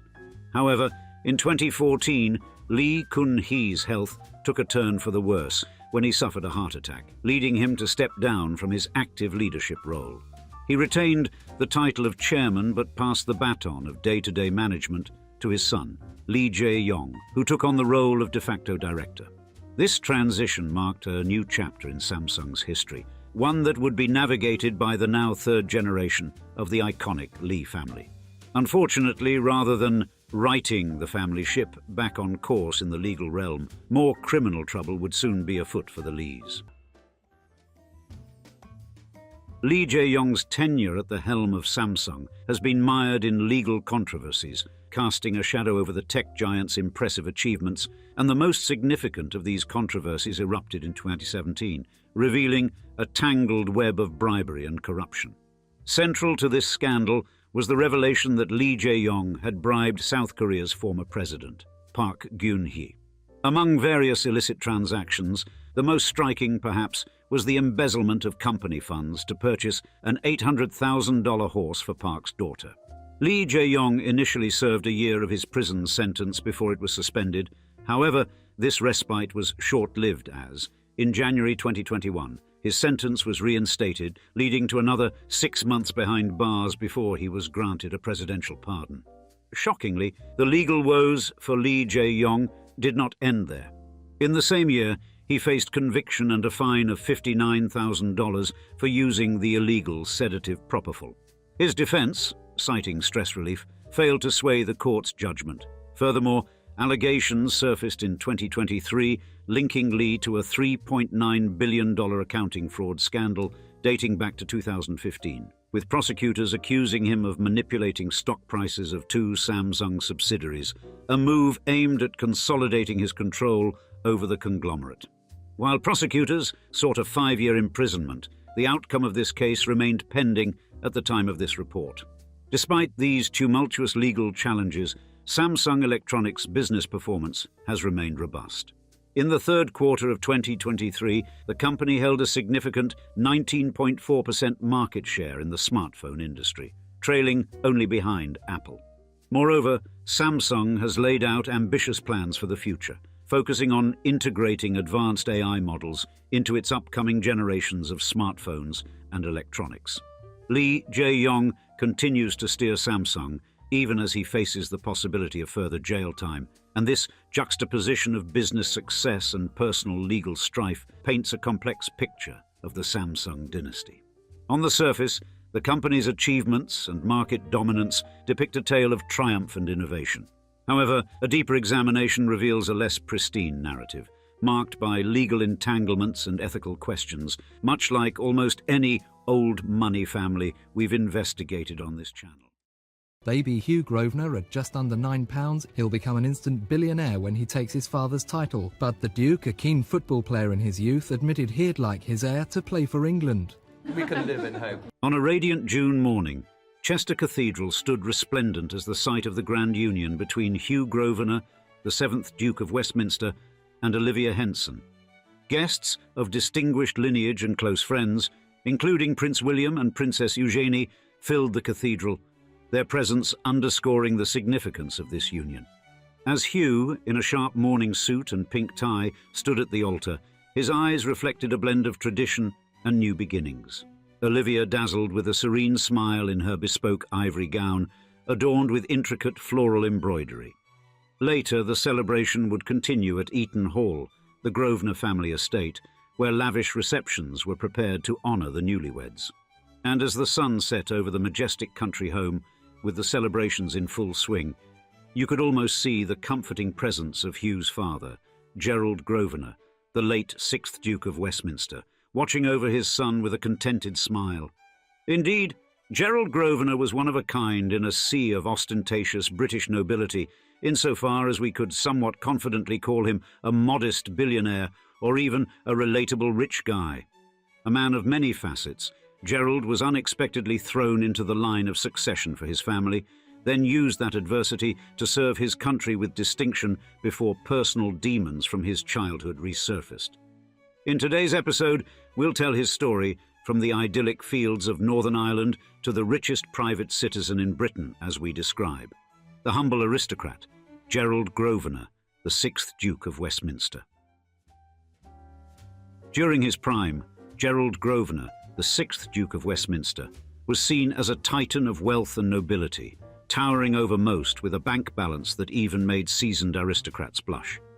For example, in the very first edition of the Sunday Times Rich List in 1989, he clinched the spot as the second richest person in the UK, amassing a hefty 3.1 billion Great British pounds, a sum that would be worth about 10.1 billion today. And at the time, behind only Queen Elizabeth II herself, in terms of net worth on Albion. Now, his vast fortune stemmed from Grosvenor Estates, a property empire he inherited with his dukedom in 1979, a family business that had been dealing in prime London real estate since the 17th century, starting with a tidy 500 acres in Mayfair and Belgravia. And under Gerald's savvy leadership, Grosvenor Group blossomed, crowning him the UK's wealthiest property developer and among the largest landowners. Indeed, his property empire spread its roots wide, spanning Edinburgh, Liverpool, Oxford, Cambridge, Southampton, and Cheshire. But his influence also reached beyond the UK, gripping other parts of Europe with its expansive portfolio. Furthermore, his stately family seat, Eaton Hall in Cheshire, mirrored the grandeur of his title, boasting opulent architecture and sprawling grounds, epitomizing centuries of aristocratic splendor. Not content with just one lavish estate, in 1980 he snagged the Abbeystead estate in Lancashire, famed for its grouse moor. And Gerald's heart was captured by Natalia Asher Phillips, whom he married in 1978 after a whirlwind encounter at a ball in the legendary Blenheim Palace.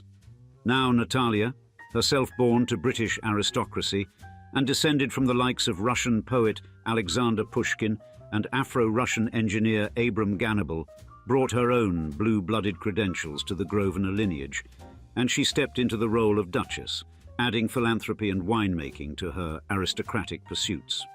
The couple's legacy lives on through their 4 children, most notably the recently wed Hugh Richard Louis Grosvenor, who inherited not just the dukedom, but also the mantle of Britain's youngest billionaire after his father's death, with a net worth of over £10 billion. Yet, despite his towering empire and accolades, life wasn't just grand balls and ledger balances for Gerald Grosvenor, the 6th Duke of Westminster.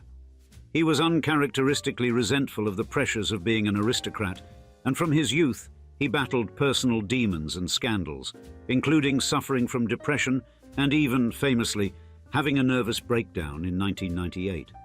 However, in order to better understand how the UK's richest private citizen and a born and bred aristocrat could struggle with so much self-doubt that he would fantasize about giving it all away, we must begin with an investigation into his childhood, for that is where we'll likely find our answer. I don't think the title helps me at all. I think the only advantage of being a duke, it does help in a crowded restaurant when you're trying to get a table.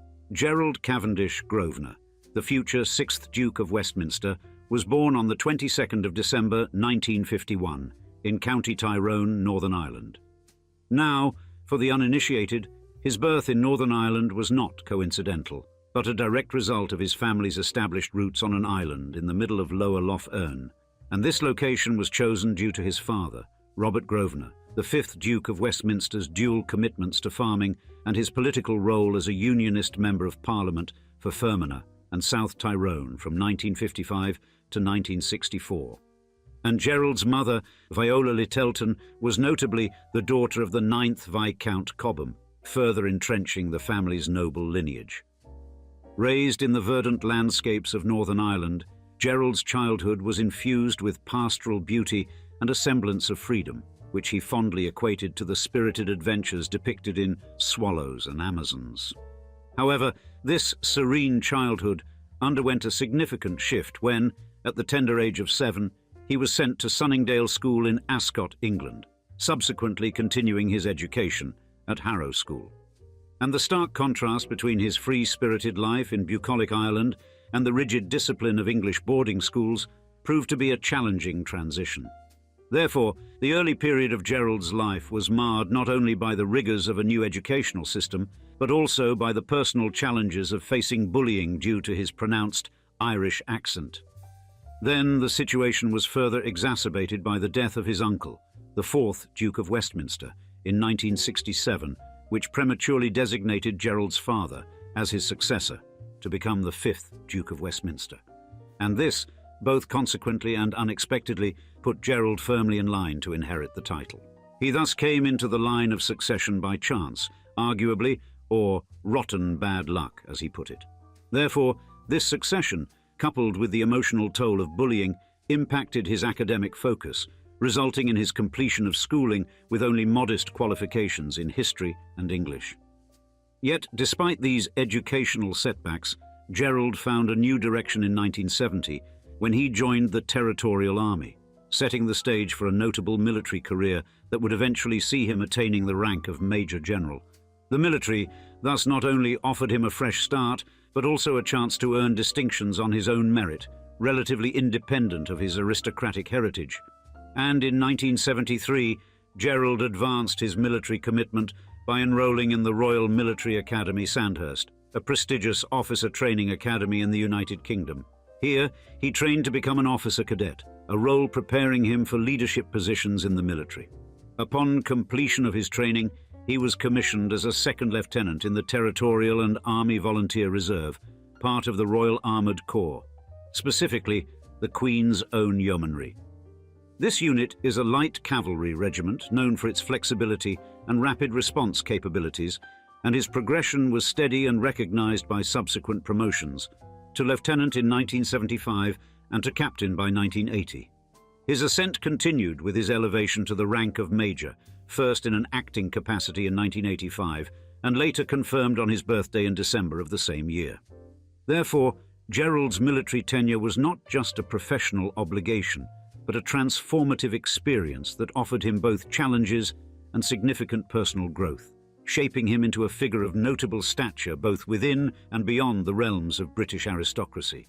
And yet, it would be his personal life, even more than his military accomplishments and immense private wealth, that he would become best known for.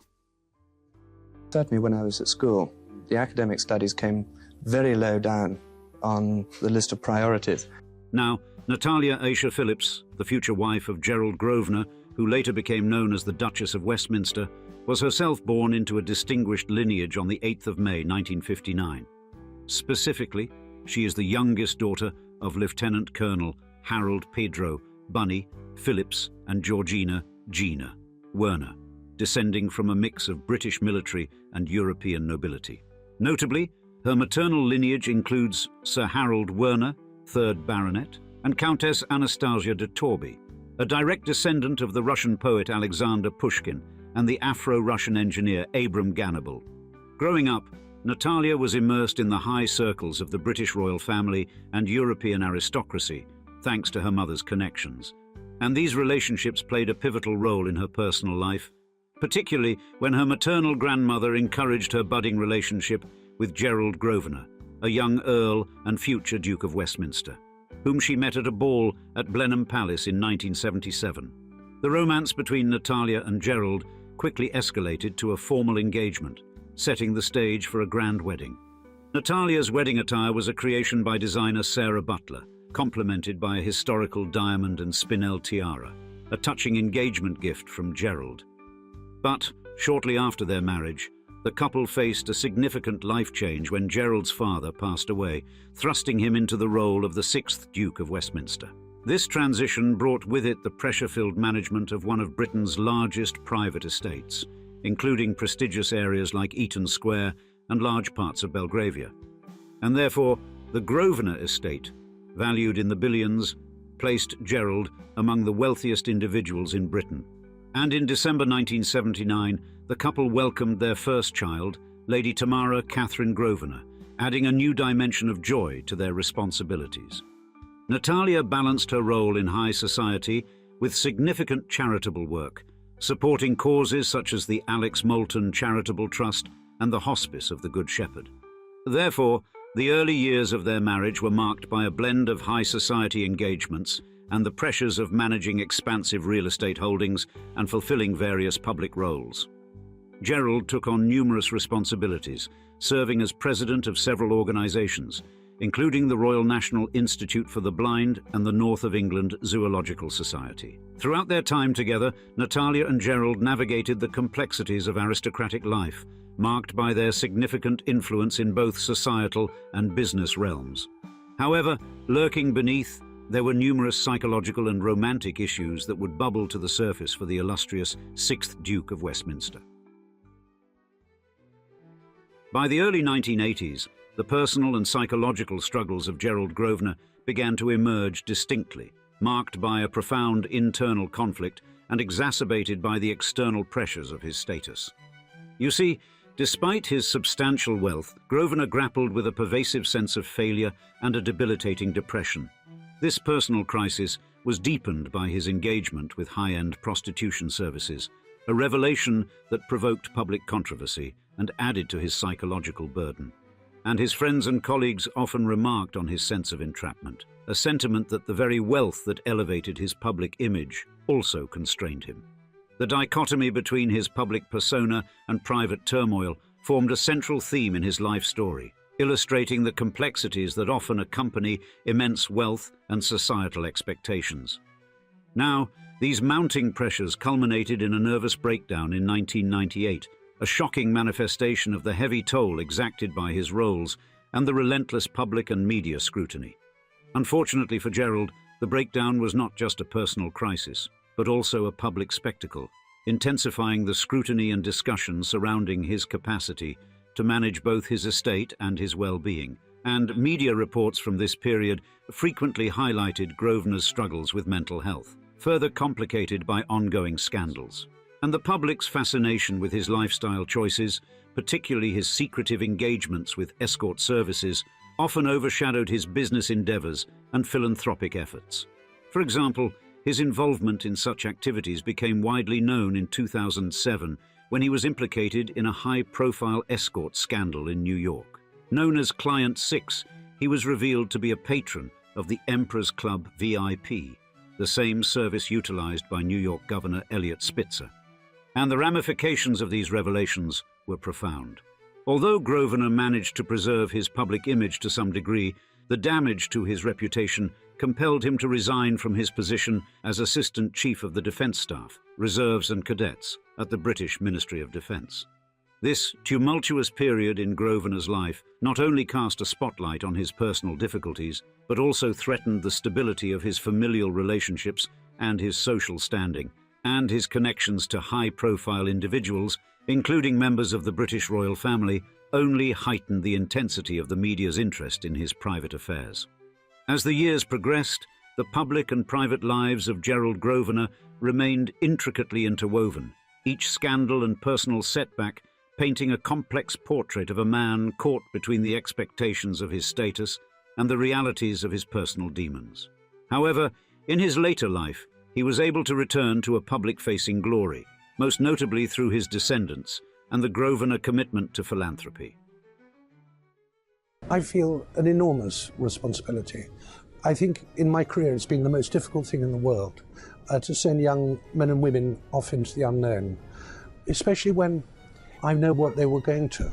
After a 2007 scandal threatened to mar his reputation, Gerald Grosvenor rededicated his life to philanthropy and public service, focusing particularly on supporting the Defence Medical Rehabilitation Centre at Stanford Hall.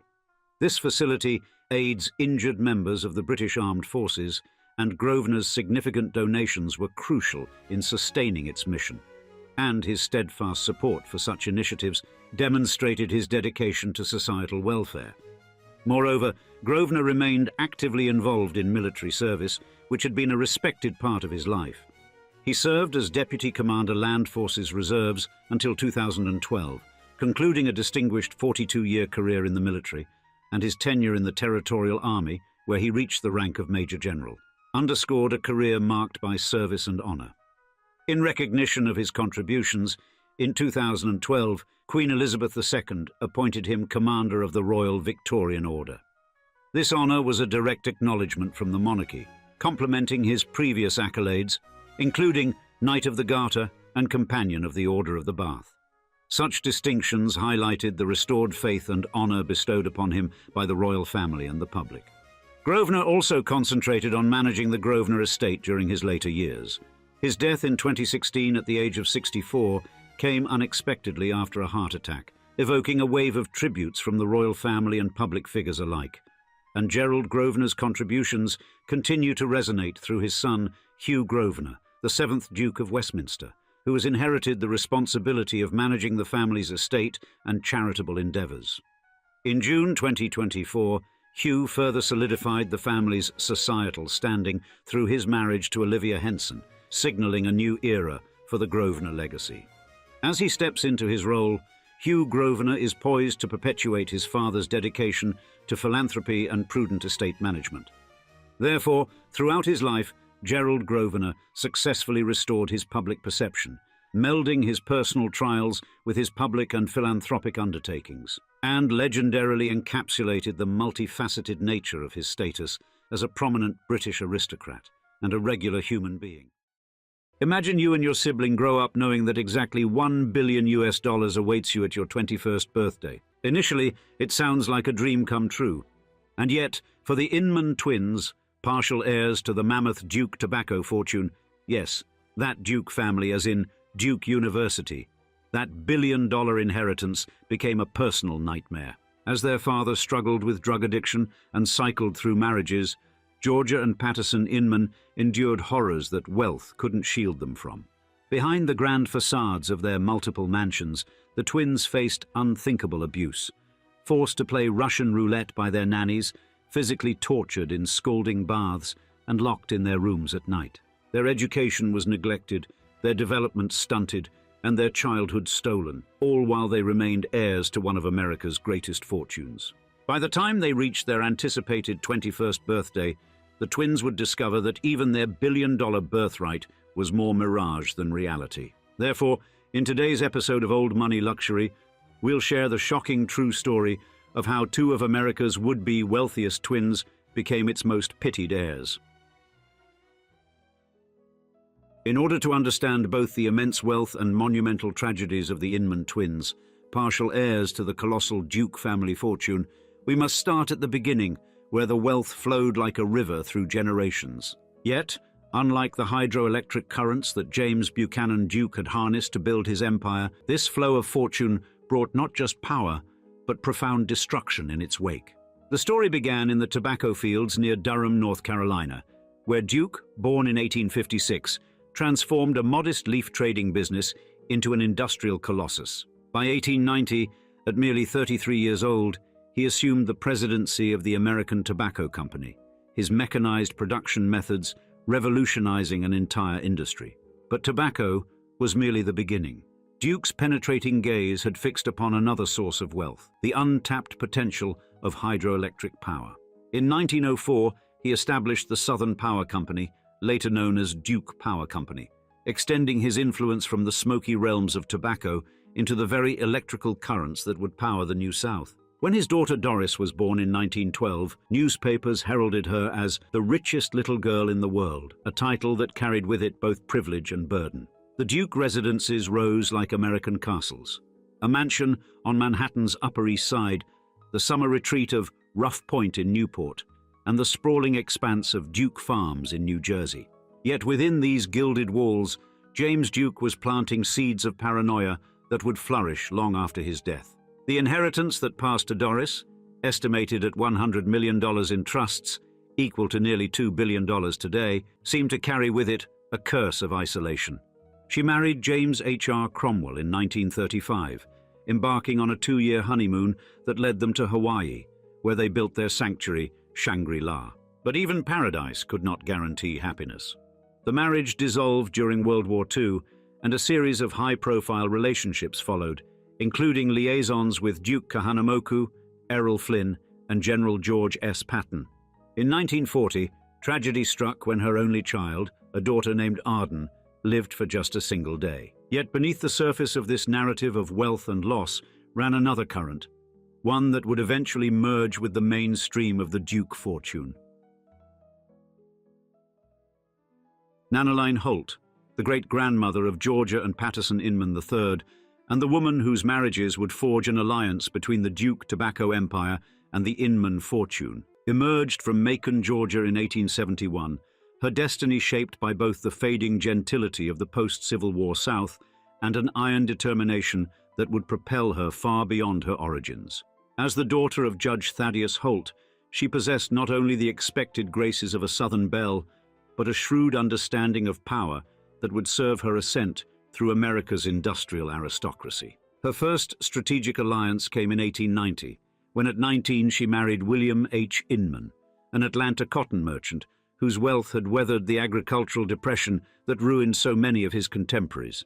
Their union produced a son, Walker Patterson Inman, in 1894, but William's death in 1902 left Nanaline a young widow, though not for long. Within 5 years, she had secured an even more advantageous marriage to tobacco titan James Buchanan Duke, a union that would fundamentally reshape the trajectory of the Inman line.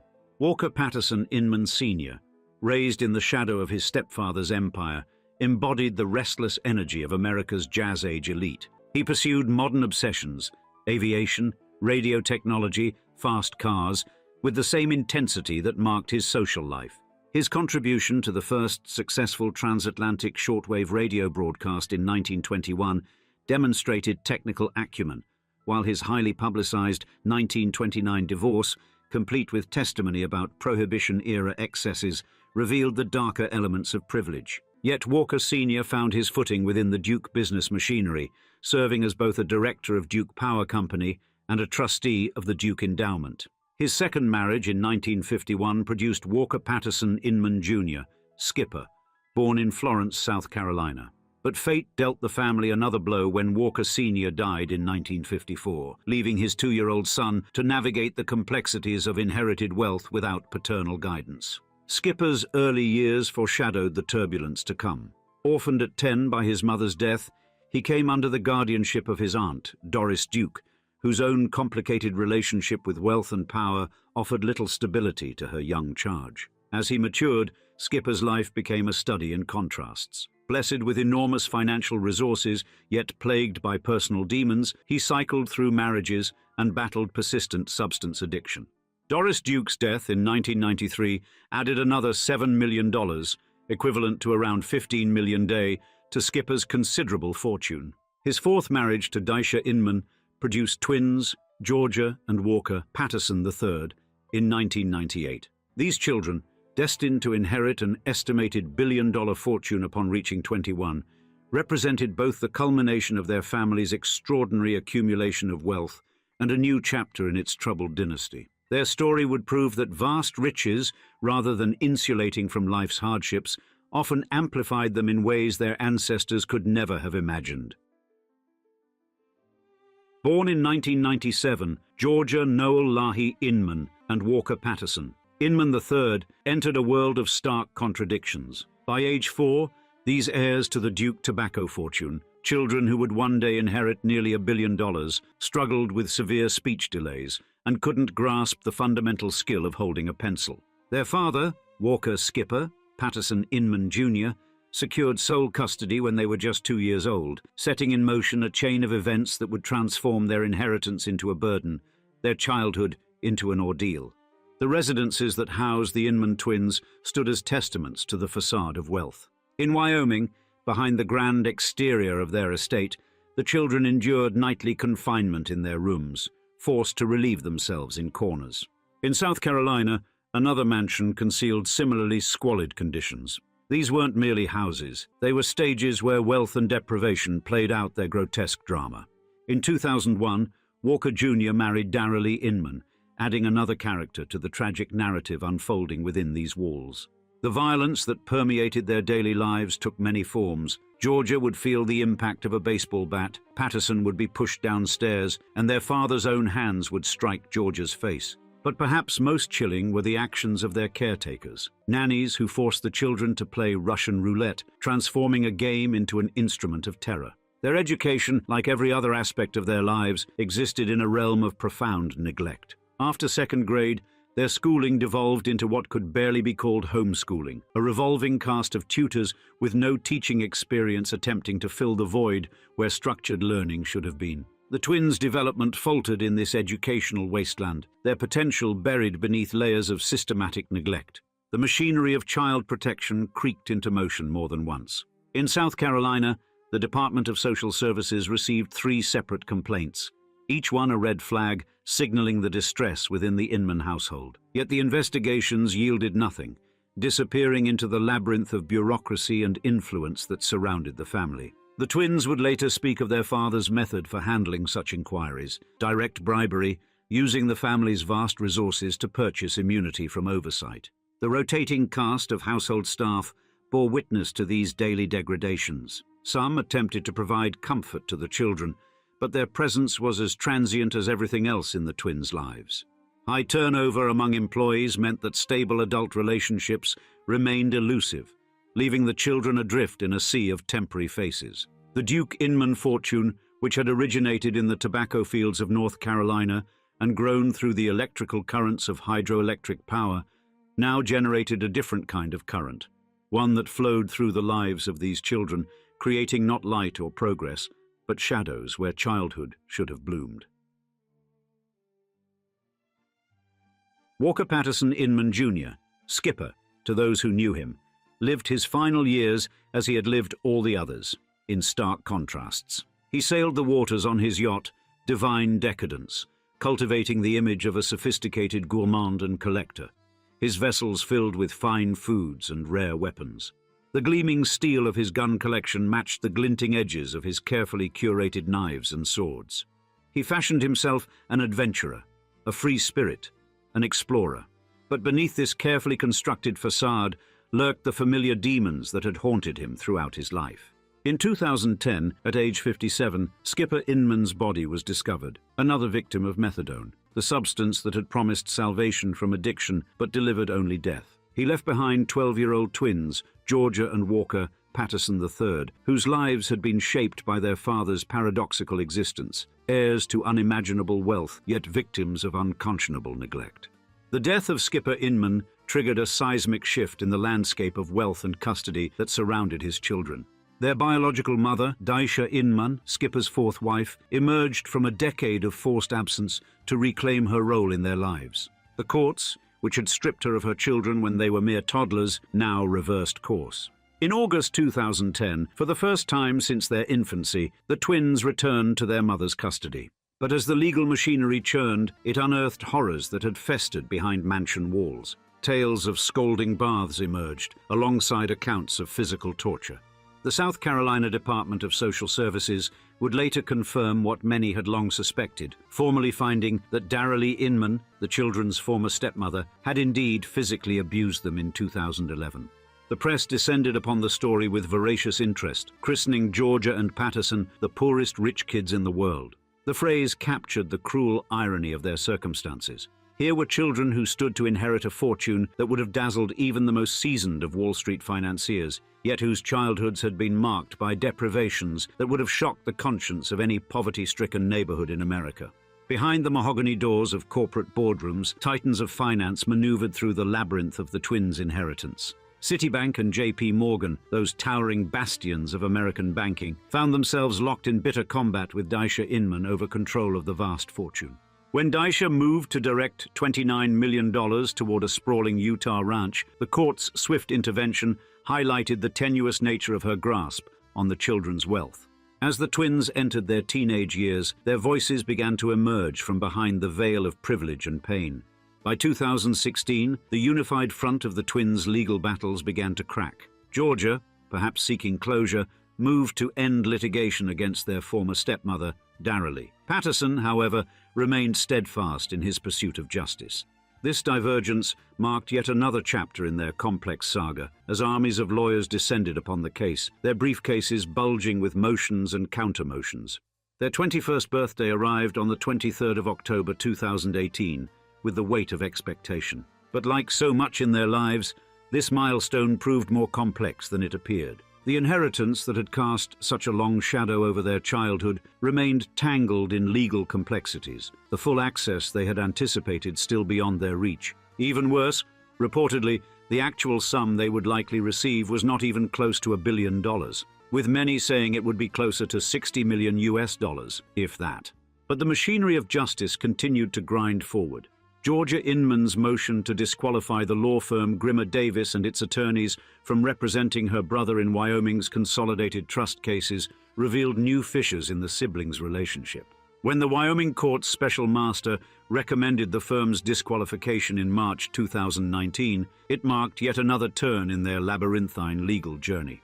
By April 2019, Georgia had taken an unprecedented step, filing a malpractice claim against her former attorneys at Grimmer Davis.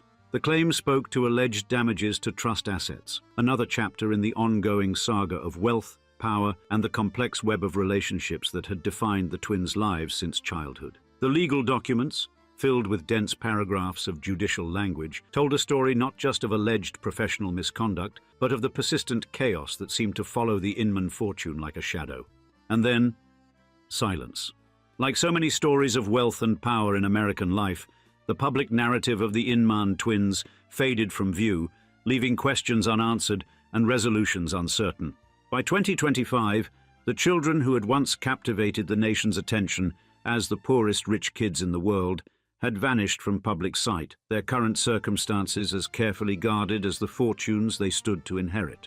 The absence of verified information about their whereabouts, activities, or financial status served as a final, fitting chapter to a story that had always been at its heart about the complex relationship between wealth and privacy, power and protection, inheritance and identity.